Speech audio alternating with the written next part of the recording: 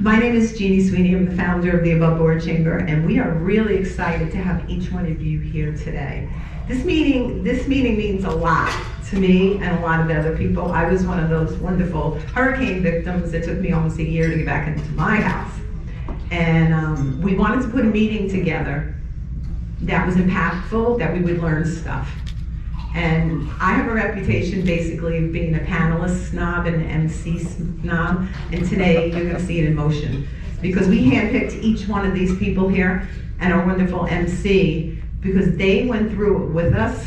Some of them are still going through it. Some of them are starting to get ready to go through it again. And we need the right information. And when we had Ian, none of us had the right information.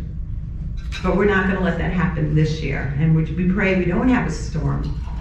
But in case we do, we need to talk to these wonderful people because they have knowledge that we need. So I'm excited to have each one of them here and to have each one of you here. So we're gonna start our program, and again, thank you for everybody coming.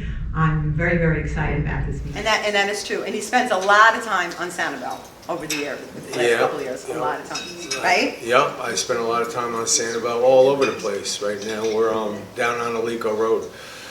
We're all over the place. Well, we appreciate you, and we Thank hope you so that much. we don't have any storms, but I hope you always have jobs. Okay, Mr. Blake. There we go. I'm really proud of what you do too, because you are out there and he's the other person that's out there that you need information, and it's hard to have a public adjuster. And it's hard to find one that you trust, correct? That knows everything. Very true. I have to tell you, this guy's a rock star. I mean, if you need somebody, you need to meet a public adjuster now. You need these people, you need the contractor now. You need to start interviewing. Hopefully we don't need them, sorry guys. But you need to get to know who they are in case you have that emergency, in case that water or that wind is coming into your house, that you can pick up the phone while it's going on, so you'll be on that list to be called. So get to know these people, it's really important. And our county is really so important because you sort of bring everything together for us. And that's really important that we're able to find out from the TV, not just the weather, but find out what the county is doing and how everybody is working together to give us the best information out there. What is your favorite part of your job? I think the opportunity to take really complex situations and try and get the message to the public so that they can take actions promptly. I think that's a really critical component of what we do, and it's challenging, but it's something that I get a lot of enjoyment out of. You have a phenomenal background of all the things that you have done in if you go to our post, you can go to their LinkedIn, everybody's LinkedIn, and you can find out more things about them. But this gentleman also has done some incredible things. And no matter what is going on in their house and what's going on out there, I'm sorry, ladies and gentlemen, but we have to have insurance. We have to have insurance, unfortunately. But fortunately, we have Chapman Insurance. Jamin, tell us a little bit, what is your favorite thing that you do? So I have no background in insurance. Kind of a running joke with insurance agents is there's no one or very few people who intend to end up as insurance agents. So Brian Chapman had been a dear friend of my wife and I, he and his wife, for 20 or 25 years. And I was raised here, moved away for a time, and as I was coming back, just sat down with him for lunch and said, what do you think as a friend? And he said, well, what do you think about coming and working for me? I was like, yeah. And this is most of our clients. Insurance, I don't know. It's I guess I have to have it, but cold calls and those are the kind of things that come to our mind. Then he took me around some of his offices, and I had realized that the way he had set up his business, we became more advisory. Sales happen, but it's a result of caring for the people in our community, and especially after an unwanted education like Hurricane Ian. All of a sudden, people care about their insurance policies because you realize what happens when really all you're paying attention to is how much do I have to pay this year. So it's a different way than I'd ever experienced of giving back to and serving our community, but it's absolutely a necessity. Well, I love the way, on the side note, how Brian meets people and hires them. We had somebody on a panel from Chapman maybe 2 years ago, and he is in charge of HR. And he was a very good, it was during the pandemic, I think this happened, correct? Yeah. And he was working over LaBelle as a school teacher, correct? Am I getting it right? Yeah, he was some kind of advisor at college. Yes, yes. And he was over there, and Brian hired him because he just felt he'd be perfect for the HR. He had no background in HR, but he would be perfect for it. And they tell a story that there was two people, there was a new person that was working in your company, and the person was not doing as well as some of the other employees thought so, and they were complaining about him, they wanted him fired or something. It was a funny story. And so this wonderful guy sat down with him, and he said, he's wonderful, he's just in the wrong position. And he put him in he put this other guy as HR, and everybody was happy. So that's a really good company when they find people and find them the right spot so they can do the best job they can do, right? And then everybody wants it now, everybody's happy. And you, Mr. Weatherman, we listen to you all the time. How many people listen to? So you do ABC and NBC. I work for both channels. You both challenges. Now it's Gulf Coast Business. No, but Gulf Coast News. Yes, yeah. Gulf Coast News. Does everybody know that? It's like, I think in our hearts it was always one station. Anyhow, it was just, they were just next to each other. But your boss, who was on the panel last month, he had shared with us that every time we had a hurricane, everybody worked together on both stations, and everybody loved that, right? We all love that because you can listen to the different personalities and stuff. But it was great having him, and it's great having you. What is your big favorite thing about doing the weather? I've been an elected official since 2017. I came on for the fish kill in Ian. Went through COVID, Ian, so we've kind of hit all the bases here on what we do, but I was kind of voluntold myself. So it wasn't something I ever said, geez, I want to be an elected official. That was not what I thought, and certainly the kids I grew up with would have never thought Holly Smith, they'd see her on TV, as the mayor after Ian hit. But here we are. And I just wanted to say how I look at this. Nationwide, Frontline, all of them would use me to go out and look at their large losses, whether it was fires, hurricanes, anything that happened. All those years I spent with the insurance company, 16 years ago, it used to be they'd give me a checkbook and I would go out and negotiate multi-million-dollar claims with contractors, water mitigation companies, their attorneys, and we'd try to get these things settled so they would not end up in litigation. Right around Hurricane Irma, all of that completely changed. Insurance companies were not really prepared. We had coasted almost a decade without a hurricane eye wall making landfall in Florida, and then Irma hit.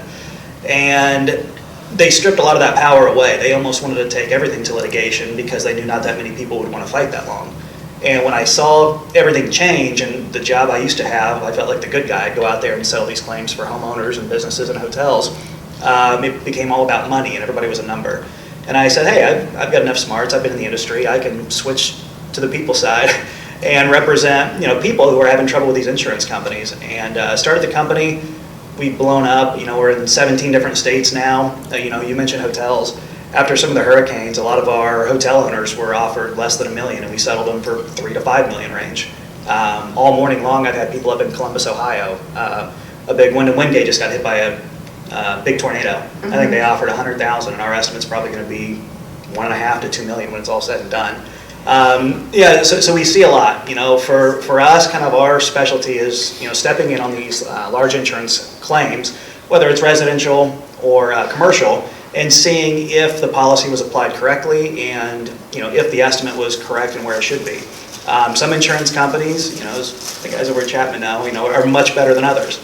There's others where, we've talked before, we knew all of them were going to end up with us or an attorney. There's some select insurance companies out there that are still under some state investigations right now. I'm sure if you guys watch Wink or Fox or any of the local channels, a lot of insurance companies were hiding a lot of profits, claiming to be bankrupt, and they weren't. And there were a lot of companies that were dumping their claims on the state of Florida, saying we're in financial trouble when really they weren't. UPC just had to return, I think, $30 million to the state of Florida.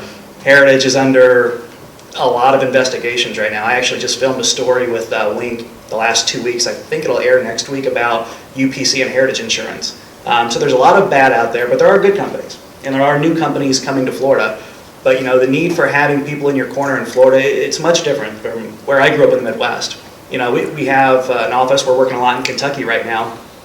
But on those, not everybody needs us. You know, insurance companies don't challenge as much, but when they do have some issues, we'll step in. Where it's kind of got to the point in Florida, insurance companies' first answer is almost always no, where it's not covered. You know, I think there's a report that just came out on Monday from the Insurance Journal. I think they listed the top 15 companies in Florida that deny over, I think it's like over 65% of their claims. And there are some companies in there that deny 80% of their claims. People's Trust was like the #1. You know, there's companies out there that... People's Trust. Yeah, Google them. People's Trust. The name. Sorry. They're also under investigation right now because they have what they call a right to repair in their policy, where if you have damage to your home, they choose the contractor that does the work. And a lot of times it's not a good contractor. Well, in one situation up in Orlando, there's a wrongful death suit right now because the contractor did such bad work, the insurance company refused to bring a new contractor in. Well, unfortunately, that elderly person died of black mold. The coroner, the doctor, everybody said, yes, it's a result of what was in the house not taken care of properly. So there's a lot of insurance companies in Florida that are bad, but there's a lot of good ones that are coming in. So that's the good news. The bad news is we're still trying to flush out the bad ones. Yeah, and you know, to speak to that for just a minute, and I know with Tim you'd be able to comment on this as well. What I saw was the very best of people that came out, but I also saw the very worst of people. And there's a lot of people, you know, they're storm chasers. They go all around the country.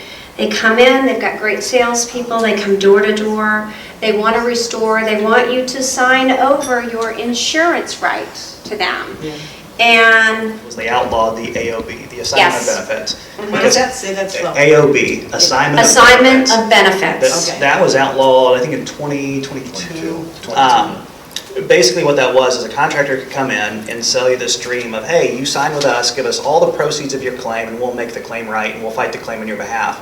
Well, you had a lot of storm chasers that would come in, and the rights would go to them, which means you can't even call your insurance company. The money doesn't go to you, it goes directly to your contractor. And they could do a horrible job, or they could decide to sue your insurance company because they wanted to price gouge them. So that created a lot of issues in the state of Florida. Now the problem, you know, in politics, the pendulum never stops them. It swings wildly one way from the other. So the great thing was we got rid of the AOB, which is going to help all of us in lower rates. The bad thing was they also took away a lot of rights of policyholders. You know, the prevailing party attorney fee statute was taken away. And the biggest reason that was taken away, if you had to sue your insurance company after Hurricane Ian, you could recover your attorney's fees. Well, the insurance companies were saying, we're going bankrupt, all the litigation. Well, now with this new story that came out from the Tampa Bay Times and all of these new hearings that are going on up in Tallahassee, they realized these insurance companies were actually profiting billions of dollars. And instead of showing the profits, because there's a weird law in Florida, you can only show as an insurance company a 4.5% profit margin every single year. So the insurance companies would shift every quarter billions of dollars either into shell companies overseas or into other companies they would start. They would own a marketing company, they would own a payroll company, and they would pay those companies billions of dollars. Well, then when a hurricane hit, some of these insurance companies had shifted so much profit they couldn't pay their claims. You know, so there were a lot of laws that were put in place because we thought the insurance companies were in much worse shape, and it turns out they weren't. Now the good thing is there's several new laws that are kind of making their way through the House, and I think that are going to pass, where it gives a lot of power back to the homeowners, where they're not giving it all to the homeowners, but they're finding a middle ground, which is what we desperately needed all these years. So I am excited about the future of insurance in Florida. I think it's going to get a lot better. I think it's going to be fair. It's not going to be one-sided insurance company or the policyholder, but it's going to make things even. I'm looking forward to that. I think we all are. Yeah. Yes, homeowners. I want to go and just kind of, how are we doing for time? The armies of people that come to support us, whether it's directly from the governor's office, the governor, the senators, representatives, Army Corps of Engineers, they booth up there. I mean, it's all hands on deck. Because let's remember, again, I hope no one sees what we saw with Ian, because it was literally a war zone, and we had to have that unified command center to make sure that we got the needs to the people, the places, the municipalities, and that's all coordinated through the county. All the municipalities funnel to the county for that coordination, and it's very important. Before we go on to the other panelists, I'd like you to talk about a little bit about mandatory evacuations. And before you start, what I want to say is you do not have to wait until there's a mandatory evacuation to leave. If you think that there is a chance, and even though I'd rather have you really upset with me for a few days that something doesn't happen, then getting those cries for help and needing to get the resources out there that take away from other resources because people choose to stay in harm's way. So a mandatory evacuation from a municipality, we actually have to wait until Lee County calls their mandatory evacuation, because I can't send our people off our island until there is safe haven. So that is a coordination with the Lee County School District, making sure there are supplies, making sure there are special needs places. Can you talk just a little bit about that, and then we'll move on to some of the other panelists? Sure. I think one of the things that we're unfortunately used to are evacuation orders. We've seen them in storms in the last couple of years, most recently with Milton in October. Any guesses as to what, we were just talking about evacuation zones, Zone A in Lee County, how many people that touches? Any guesses? It's 250,000 people. Wow. So at the time that I think I lived in 4 places that year. I would go on Facebook, and there she was. And she was talking all the time about great things that everybody needs to do and encouraging us all. It was like magical. Like, she was that person you wanted to listen to. She was that voice that went, okay, I'm gonna be okay. And she didn't even have a house, and you didn't know it. She never complained. She just made sure everybody got the information that she needed. So that's why we picked Holly to be here. And we had other people actually call up and ask to be the MC, and I said, nope, we want Holly. We want her to be. And she came back for this meeting. She was in Tallahassee, but she goes quite often.